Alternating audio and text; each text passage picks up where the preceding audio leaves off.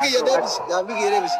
Ani naafiiti yaa walitti araaramuu barbaada. Asli ani kun baay'ee si jaaladha. Dharan qabdu. Naafi walitti nu araarsinaan jette moo hin jenne?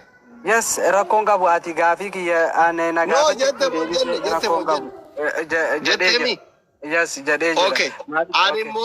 Ani mootu jecha keessan fudhee katakkaa waa'ee kee naafitti hin haasayin. Naafi wallaahi jechuun ani duraanillee hedduu walitti dhiyaannu akka isiin namummaa qabdu akka isiin jabduu taate dheengadda gaafa maazariin tiyya dhukkubuu dheessillee gisee ati waan kanatti himtu sitti himee ture.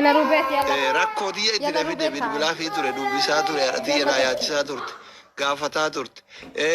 Abbaa kiyyaaf obboleessa kiyya warra maazarii bira ta'an tara akka isaan boqonnaa fudhatan buna dhaabdee fi geessaa turte sigalee kun galata. Sigalee ani eega abbaa manaatirraa dhufte galata biraa waan godhuufillee qabu bultii isii ka diigame kana walitti deebisee yooma xiqqollee taatu ruubi malee taate galata isii kana ofirraa deebisaa bammiloo gaafadhe malee waggaa meeqaa isin walloltanii gargar jirtan kana takkaa waa'ee kee gaafa isin wal jaalattanis gaafa isin wal arrabsitanis gaafa haadha faaxatii wal takkaa itti dubbadhe beeku sittuu waa'ee isii dubbadhe beekaa isinlee akkasuma jechuudha. Jasti waan ati natti himatteef nan didduu hin jedhe dhaqee itti hime isaa dheeraa waliin haasofne eegasi akkana waan akkanatu jira ni kenni akkanarra jira jennee walii gallee waan biraa waan sitti haasa'u jirenne adda baane ta'an nu dheerate jechuudha. Ani amma kana jechuun maalinni naafin arrabsitee badii itti muruu miti. Kadiir miidhee badii itti muruu miti. Obboleessa keessan qulqulluudha. Kadiigamuu keessan hin feene. Arraba isin simite waan ati miti achi dhiiftanii akka isin walitti araaramtan barbaada. Yoo walii galla jettan walii galla jechuudha. Yoo walii galle immoo wanni asirratti naafiin akkana jetteeni kadiir akkana jedheeni jedhee ajandaa biraa jidduu kanatti banee boruu iftaan zambii isinirraa dhiqaniif maqaa keessa olii gaffiiganiif hin barbaadu. Wallahi isin nama noonaa tokko wallahi isin jaalladha. Yes, doktara kiyya wanni ati sodaatte naaf gal. Amma bari yaani haasoo normaaluma. Jara kanaafillee yaani jechuun wanni isa waan miidiyaatti gaba'ee ture beete fakkeenyaaf akka kiyyaattillee akka gosa kiyyattillee akka maqaa ganda kiyyaattillee wanni san waan gaarii hin ta'iniif yaani waanuma kanaa'u jechi kiyya amma ishiin yeroo hedduu wanni isiin fayyadamtu ana birattillee jechaadha amma naaf ishiin sababni irra wal dubbisuu dandeenye. Sababa obboleetti Fatiyaa miidhayyoo jirtu Fatiyaa sabboontu arsii namni hin beekne hin jiru. Dhimma isii sababa kanaa wal dubbisuu turre isiitu akka gartee wal dubbifnuuf tiktookii isii keessa yeroo duraatiif dhiyoo kana akka biyya kana deebite biyya Itoophiyaa galtee turte waan kana fidde.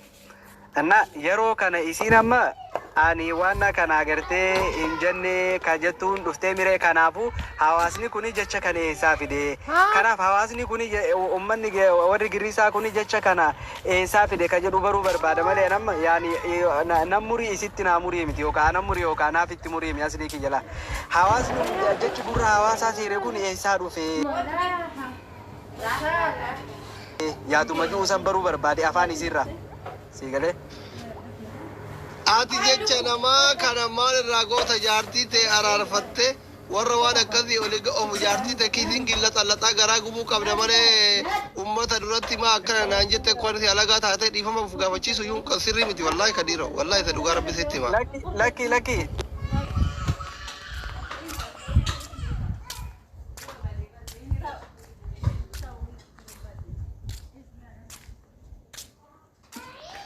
Argine waan san yoo ana fudhatteen baan garuu naafiin akkana jettee ka jedhuun dhagee laal argite anamma gurra kiyya keessatti hin dhageenye garuu naafiin akkana siin jettee naan jaan dhufanii argite kanaaf jechi san amma gaa okay egaa akkas taate eessaa fiddee yaani maal ati maal jetteeti jarri kun akkana jechuu danda'anii woomajuu bara adda baafachuu barbaade doktar hawa ummata kana duratti jechuun sabooda keessaa isiin haa dubbattuu hin dhaggeeffanne namaan rakkoo qaba san booda keessaan deemna kalaas. Dhageette kanaaf. Dhaga'ee bara na ficcisiisuu diddarreefillee haasawa namni bakka yoo sa'an itti dubbadhe isaan irraa muratanii fidanii olii ga'oo faaraa yoo qabaatan haa fidanii ammas poosti godhanii guutuu isaa hunda wajjin haasawa namni yoo haasawa argite miiraanis haa ta'u miira keessaa bahee ka haasa'u fidanii hunda isaa guutuu poostii haa godhanii ala kulli haal. Malee ani isa xiyyeeffadheetiin akkas hin jenne. Bakka keessan isin ilaallure? Gaariidha. Okay. Ishii ati akkam jettere naafi? Yaani ati akkam jettere? Eegana irratti hin xiyyeeffatin. Ishii wanni ati jette mee maali? Jecha kaartoonii jedhu jedhee jira garuu jecha san siif hin jenne ani haasawee keessaa fidatanii Kadiiriin jette dhimma ol qabsiisanii Kadiiriin jettee jedhan. Okay, it is okay. Akkan amma kun walaan haya maalirra jette? Yaada bareedaadha kun. Namni waliin haasa'uu danda'u qaba. Wal sodaachuun gaarii miti. Maaf of sodaadha? Amma fakkeenyaaf haasawa yoo isa tokko yoo haasa'u amma guutuma haasa'u jiraami.